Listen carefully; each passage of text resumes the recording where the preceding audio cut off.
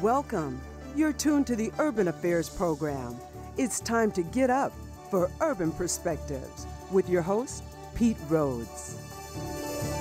Welcome. You're watching Urban Perspectives. I'm your host, Pete Rhodes. On this edition of Urban Perspectives, we discuss the creative and advertising industry and spotlight the launch of a cultural specific product for young girls of color. We'll also profile an organization whose mission is to facilitate development and expand economic opportunities for minority businesses here on Urban Perspectives. My first guest is an accomplished leader, an expert in business development and all phases of management and operations. His mission is to build strong and cohesive directions for business entities. He's the president and CEO for North Central Minority Supply Development Council. Please welcome Duane Ramseur.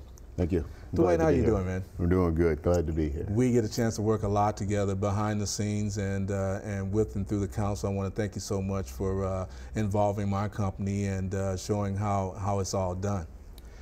What is the North Central Minority Supply Development Council, and how important is this organization for building connections with corporations and business throughout the state? Well, first of all, thank you for having me here today. But our mission is to provide business development services to corporate members and certified minority companies to enhance their relationships and build business opportunities for those companies.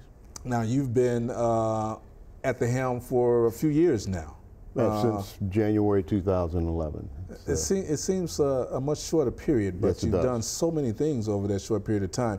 How has the minority business, I noticed that a report recently talked about minority businesses here in the state. How has it been effective in adding to the fabric of our economy here? Well, during 2013, in collaboration with the Humphrey School of Public Affairs, our board and I developed an impact study, and we want to determine what the impact of our minority businesses, in this case Minnesota, was on the economy. We were able to determine that $2 billion of impact in 1 year during 2011 is what the study determined, and we were very impressed, very surprised, but pleasantly surprised of that impact. And we want to grow that. $2 billion. That's $2.1 billion. Absolutely. $2.1 billion. That's a lot of involvement in the overall economy of the state of Minnesota. How does and what does the membership totals look like now? I note that we have expanded now with North Central. So what does the totals look like, and who are our new partners? Sure. The totals with the expansion, we are now 5 states, which include, of course, Minnesota, Dakotas, Iowa, and, of course, Wisconsin. And with the merger, and we're still growing, but roughly 400 certified minority-owned businesses, wow. And we expect that number to grow.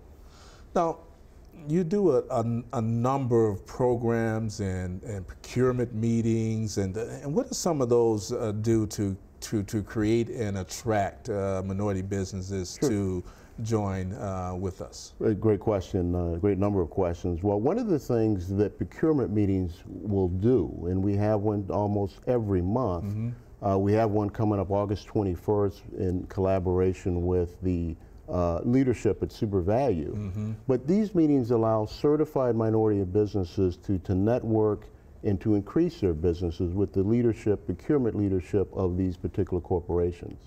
In addition, we have an annual, what we call MBOF, my Midwest Business Opportunity Fair, which is coming up September 24th, 25th, which is a typical business exchange that allows minority businesses throughout our region and corporations throughout our region and around the country to do business, to increase sales and profitability. Well, you know, through networking. The MBOFs are fantastic. Thank you. You have allowed us in Urban Mass Media Group to be one of your primary go-to people to film those programs each year. And I note that they have a lot of corporations that are involved. Who are some of our partners with NCMSDC? First of all, it's an honor to have Urban Media be part of our events. But some of our companies, some of our major companies that participate are Johnson Controls, Best Buy, Target, General Mills, 3M, and Cargill, just to mention a few. So many, and those MBOFs are a great opportunity for individuals who are considering joining the organization and being a part of the organization, get a chance as well Absolutely. to see and meet and discuss and network with those important people. Absolutely, absolutely. What key advice would you give in closing on the 20 seconds or so that we have, Duane? What key advice would you give to a small business owner who is out here and trying to create an environment of success? Well, I would first and foremost suggest that failing to plan is planning to fail. And I say that to say they should have a business plan, first of all. They also should spend time developing their value proposition. When you approach our major corporations, are you going to save them money? Are you going to help them become more efficient, effective? What distinguishes your business from your competition? Yeah. Those would be some things I would say. Well, I know there is yet a lot of work to be done. I think we have the right person in place to get some of that work done, and I really appreciate you coming on board with us and being one of our supporters in sponsorship of this program. It's an honor to be able to support what you're doing. All right, great. Duane Ramseur, thank you, Doc. Thank you. All right. Coming up next on Urban Perspectives, we talk with an award-winning creative industry expert. She is the CEO of Tempo Creative Consultants, specializing in account services and creative production. Meet Jodi Tanaka on Urban Perspectives next.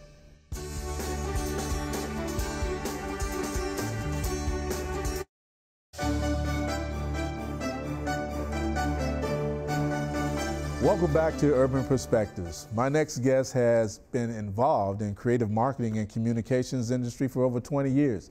She's recognized as a leader who has built a diverse client list that includes General Mills, Minnesota Twins, Sun Country Airlines, just to name a few. She's a female powerhouse, no doubt, and the founder of Tempo Creative Consultants. Please welcome Jodi Tanaka. Jodi, how you doing? Great, Pete. Thanks for having me. You know, I've been trying to get you on since I came up with the concept. Remember, we talked about it. He's like, yeah, I'll come on when you get ready for me. And so I'm glad you're here today. Well, thanks for having me. I typically like to be behind the scenes, not in front of them. But that's interesting, since, you know, that I heard there used to be, you know, a band member and a front person singing and stuff. So, hey, but you're doing a great job out there. So what motivated you to choose this industry of design and advertising? I think in my case and in many cases, your career chooses you. So throughout my life, I always explored the things that I was interested in and that I loved, and that included performance, that included writing and creative and art and music, and then seizing the opportunities to do those at every step brought me to my career. Well, I've seen some of the work that you do, and it's fantastic, down to the minute detail.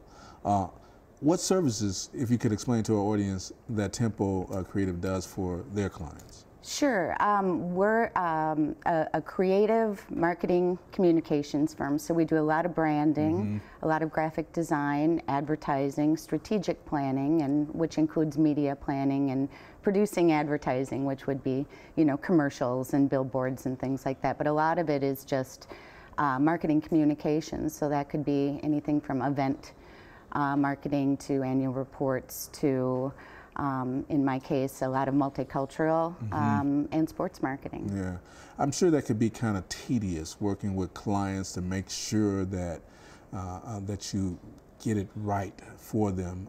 And in doing that, how do you work one-on-one with the client to kind of get their vision? You know, I don't ever think of it as tedious whatsoever. I mean, I think it's fun. What a client may view as a problem, I would view as an opportunity. And if we bring that attitude into a session and we become part of the same team, then we identify what their objectives are and the best way to get there. And they don't have to know to start out, and I don't have to know the day I walk in. It's a matter of the process of getting there. But it is a fun process. Well, that's great that you bring that effervescent smile and that attitude, and I'm sure that it works wonders for those individuals, inspiring them to do the right thing as well and give you that input that you need. Well, I hope so. Yeah. You know, you were active and certified MBE and active with North Central Minority Supplier Development Council. How has it helped? What are the advantages, and what should we as small businesses look to the council for? That's a great question, because I think the perception of why you become involved with the council is, for many small businesses, is I want to do business with General Mills, or I want to do business with Xcel Energy. Yeah. And really the greater opportunity, beyond not just working with the Medtronics of the world and the big corporations, is the opportunity to work with each other. And so as a networking organization, we have great opportunities within the council to get to know each other, right, and to not just go there to seek opportunities, but to provide them as well. And so it's a process. It can take, you know, years of investing your time and your resources, but the payoff and the return is fantastic. You learn so much when you are actively involved, because you get to meet individuals like yourself that may lend information that will help your company to go further. So I think that's an important feedback that you're giving. As an award-winning business person, particularly a female, what are some of the keys to success you would give to other businesses, period, and maybe females in particular? You know, I think that women have faced challenges in breaking the glass ceiling or rising to the top. In my case, I was able to become at the top of the pyramid because it's my company. So as an entrepreneur and as a woman, I think that you have to be aware of who you are and what you're good at, and where you're not good at everything. You don't have to be good at everything. You bring in people and resources to augment what you bring to the table, and all that does is make you look good in general by surrounding yourself with people who are better and smarter and can really complement what you offer your clients. But I think we make no apologies for being a woman. And if in fact, as a woman, I care about my personal style, or I have an emotional side of me, I don't try to suppress that and try to be more like a man. I say, this is who I am, and all of that brings a better product together. Well, you are doing a fantastic job. Definitely a powerhouse in the industry, and we expect to do more business with you. And congratulations on what you're doing, and thanks again for being here with us. Thanks so much, Jodi. Pete. Jodi. Weekly here on Urban Perspectives, we bring you Shining Stars, brought to you this week by Continental Diamond. It highlights people, places, and events that contribute to the vibrancy of the urban community. Our Shining Star this week is a Grammy-nominated and Stellar Award-winning songwriter and producer. He recently signed to RCA Records and named by Essence Magazine as one of the top artists to watch. Let's meet our Shining Star, Darnell Davis. I'm Darnell Davis of Darnell Davis and the Remnant, also a music minister at Greater Friendship Missionary Baptist Church, where the pastor is Reverend Billy G. Russell. I started playing the organ when I was 10 years old at Emmanuel Tabernacle Church of God in Christ over South Minneapolis. I really just literally sat down and started playing, like one Sunday morning. And from there on, I began to write and begin to play with different groups in the city. James Greer and Company, Minneapolis Gospel Sound, and Excelsior Choir with Senator Bobby Champion now. I did that, and then from there, I formed my own group called The Remnant. And since then, we've been together 10 years. And from the time we started to now, just last year, 2013, we signed with RCA Records.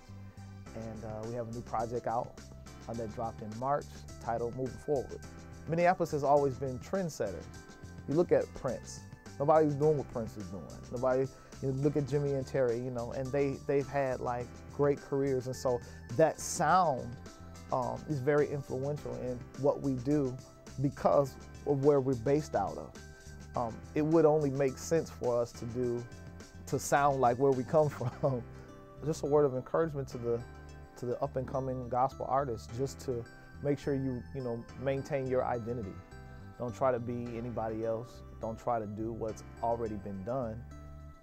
You know, be you, be who you are, be who God created you to be, and go hard. You know, go hard.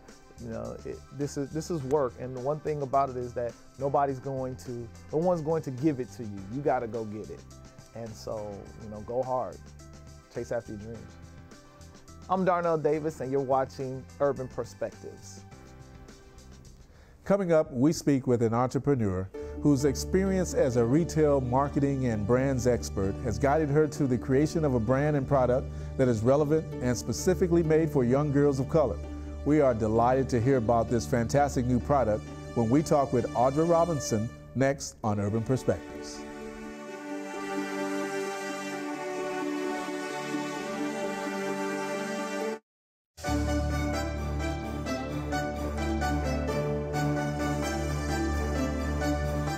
My next guest is a St. Paul native and an expert in the retail marketing industry for top retailers and brands.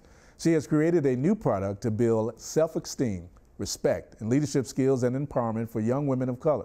She is the founder of Rocky Robinson, a new specialty brand for girls. Please welcome Audra Robinson. How you doing, Audra? I'm doing great. Thanks for having me. 2 weekends in a row, we just saw each other. You had your launch. It was just fantastic. I just want to thank you for involving us. I appreciate that you came out. Yeah. You know, explain to the Urban Perspective audience, what is and who is Rocky Robinson?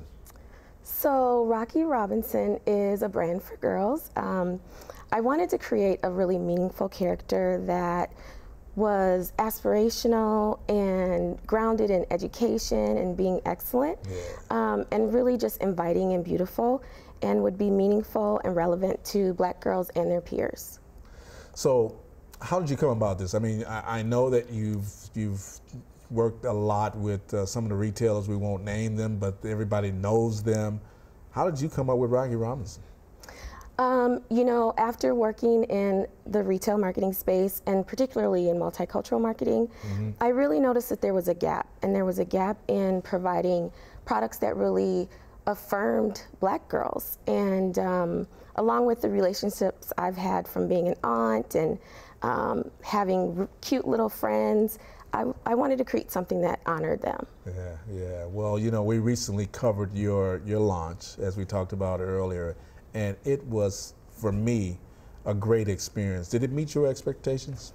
I'm very pleased with the outcome of the event. First of all, I have an awesome team, and my sister flew in from California with my 2 nieces, and she just commented, she's like, you have a bomb team, and that is the secret sauce, is really having great people who understand your vision and help you execute it. Yeah, I agree with that. And on top of that, you had a fantastic mother who you introduced me to as well. She's been there in your corner all the time, I gather. She has, and she is a creative person by nature, so she passed that on to me. Well, talk to us a little bit about the design of Rocky Robinson. What prompted you to make her look the way she looks specifically? So when I set out to create Rocky, I knew I wanted an animated character. And I sought out an amazing designer that I had worked with in the past. She's African American, and we started with a creative brief. So visually, I knew what I wanted, but I can't draw. So we went through many iterations, and someday I hope to show from the beginning of Rocky all the way to who she is today. And she evolves all the time. The character, you see her with different hair, shoes. She has a basic look as far as her outfit, but similar to me and other girls who like fashion and beauty and the girl today. Her shoes change, her accessories have meaning. I wanted to make sure that she was undeniably a Black girl, so I paid a lot of attention to that. How important was that part there? Important again for relevance, because I wanted Black girls and their peers, but I wanted Black girls to see themselves in Rocky and to relate to her. Now, at the launch, we saw how you have also built out the social network, the website. You involve young people in the overall proceedings. How important do you think all of those levels are in today's age?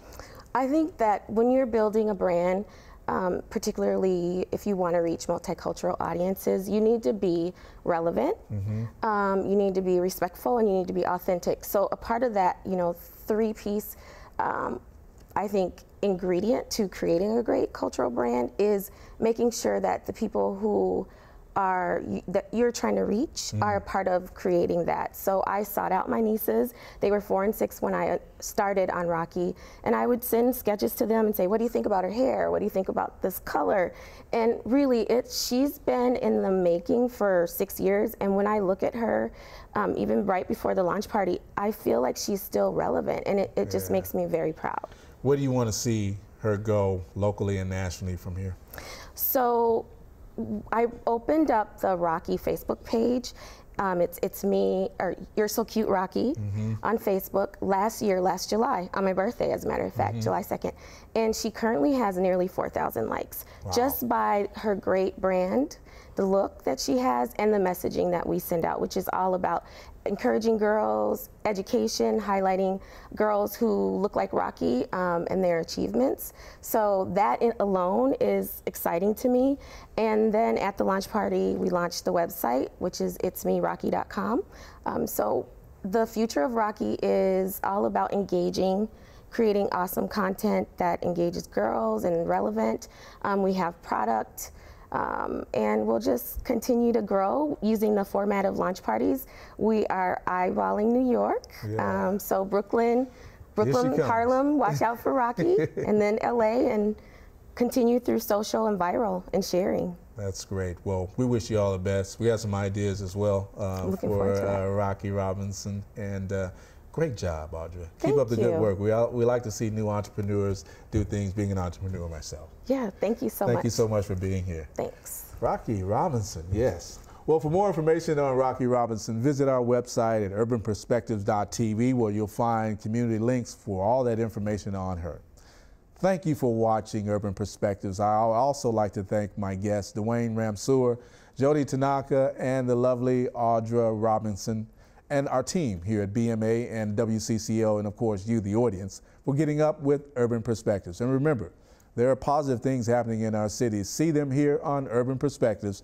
Now enjoy the photos of the week featuring the North Central Minority Supply Development Council Membership Awards Luncheon. I'm Pete Rhodes, and I'll see you next week.